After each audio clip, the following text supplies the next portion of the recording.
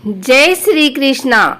आइए सुनते हैं मार्गशीर्ष मास में सुनी जाने वाली श्री कृष्ण और एक छोटी सी गौरैया की विश्वास की कहानी। कुरुक्षेत्र के युद्ध क्षेत्र को विशाल सेनाओं के आवागमन की सुविधा के लिए तैयार किया जा रहा था। उन्होंने हाथियों का इस्तेमाल पेड़ों को उखाड़ने और जमीन साफ करने के लिए किया। ऐसे ही एक पेड़ पर एक गौरैया अपने 4 बच्चों के साथ रहती थी। जब उस पेड़ को उखाड़ा जा रहा था तो उसका घोंसला जमीन पर गिर गया, लेकिन चमत्कारी रूप से उसकी संतानें अनहोनी होने से बच गई। लेकिन वो अभी बहुत छोटे होने के कारण उड़ने में असमर्थ थे। कमजोर और भयभीत गौरैया मदद के लिए इधर उधर देखती रही। तभी उसने कृष्ण को अर्जुन के साथ वहां आते देखा। वे युद्ध के मैदान की जांच करने और युद्ध की शुरुआत से पहले जीतने की रणनीति तैयार करने के लिए वहां गए थे। उसने कृष्ण के रथ तक पहुंचने के लिए अपने छोटे पंख फड़फड़ाए और किसी प्रकार श्री कृष्ण के पास पहुंची। हे कृष्ण, कृपया मेरे बच्चों को बचाएं, क्योंकि लड़ाई शुरू होने पर कल उन्हें कुचल दिया जाएगा। सर्वव्यापी भगवान बोले, मैं तुम्हारी बात सुन रहा हूँ, लेकिन मैं प्रकृति के कानून में हस्तक्षेप नहीं कर सकता। गौरैया ने कहा, हे भगवान, मैं जानती हूँ कि आप मेरे उद्धार करता हैं। मैं अपने बच्चों के भाग्य को आपके हाथों में सौंपती हूँ। अब यह आपके ऊपर है कि आप उन्हें मारते हैं या उन्हें बचाते हैं। काल चक्र पर किसी का बस नहीं है। श्री कृष्ण ने एक साधारण व्यक्ति की तरह उससे बात की, जिसका आशय था कि वहां ऐसा कुछ भी नहीं था जिसके बारे में वो कुछ भी कर सकते थे। गौरैया ने विश्वास और श्रद्धा के साथ कहा, प्रभु, आप कैसे और क्या करते हैं वो मैं नहीं जान सकती। आप स्वयं काल के नियंता हैं, यह मुझे पता है। मैं सारी स्थिति एवं परिस्थिति एवं स्वयं को परिवार सहित आपको समर्पण करती हूँ। भगवान बोले, अपने घोंसले में 3 सप्ताह के लिए भोजन का संग्रह करो। गौरैया और श्री कृष्ण के संवाद से अनभिज्ञ अर्जुन गौरैया को दूर भगाने की कोशिश करते हैं। गौरैया ने अपने पंखों को कुछ मिनटों के लिए फुलाया और फिर अपने घोंसले में वापस चली गई। 2 दिन बाद शंख के उद्घोष से युद्ध शुरू होने की घोषणा की गई। कृष्ण ने अर्जुन से कहा कि अपने धनुष और बाण मुझे दो।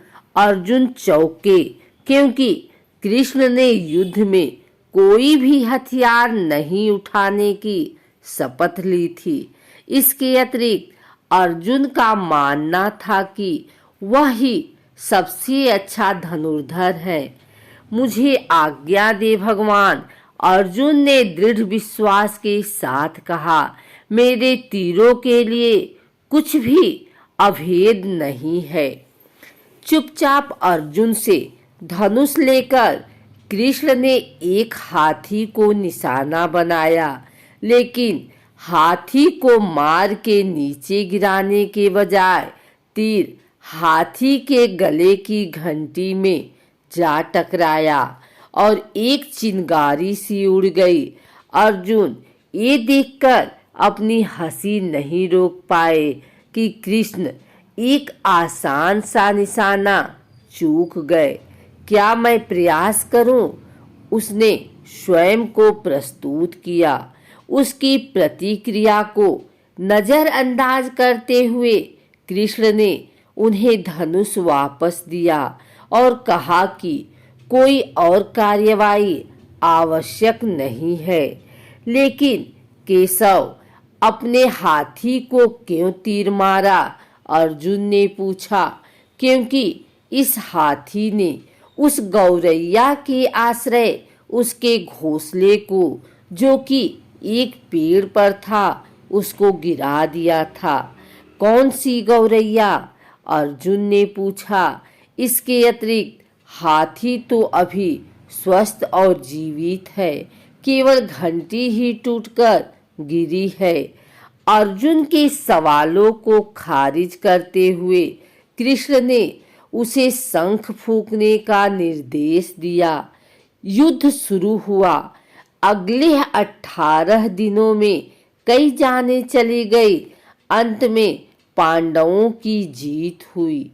एक बार फिर कृष्ण अर्जुन को अपने साथ सुदूर क्षेत्र में भ्रमण करने के लिए ले गए। कई सौ अभी भी वहां हैं जो उनके अंतिम संस्कार का इंतजार कर रहे हैं। जंग का मैदान गंभीर अंगों और सिर बेजान सीढ़ियों और हाथियों से अटा पड़ा था। कृष्ण एक निश्चित स्थान पर रुके और एक घंटी, जो कि हाथी पर बांधी जाती थी, उसे देखकर विचार करने लगे। अर्जुन, उन्होंने कहा, क्या आप मेरे लिए यह घंटी उठाएंगे और इसे एक तरफ रख देंगे? निर्देश बिल्कुल सरल था, परंतु अर्जुन के समझ में नहीं आया। आखिरकार विशाल मैदान में, जहां बहुत सी अन्य चीजों को साफ करने की जरूरत थी, कृष्ण उसे धातु के एक टुकड़े को रास्ते से हटाने के लिए क्यों कहेंगे? उसने प्रश्नवाचक दृष्टि से उनकी ओर देखा। हाँ, यह घंटी, कृष्ण ने दोहराया। यह वही घंटी है जो हाथी की गर्दन पर पड़ी थी, जिस पर मैंने तीर मारा था। अर्जुन बिना किसी और सवाल के भारी घंटी उठाने के लिए नीचे झुका।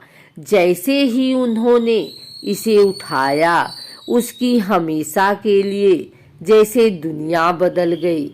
1, 2, 3, 4 और 5, 4 युवा पक्षियों और उसके बाद एक गौरैया उस घंटी के नीचे से निकले।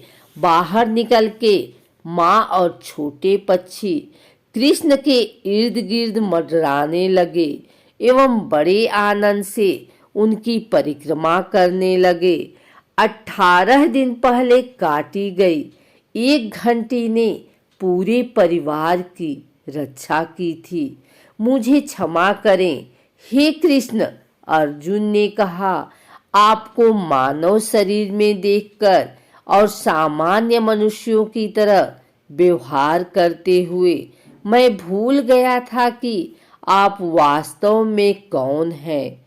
आइए हम भी तब तक इस घंटी के नीचे विश्राम करें, जब तक ये हमारे लिए उठाई न जाए।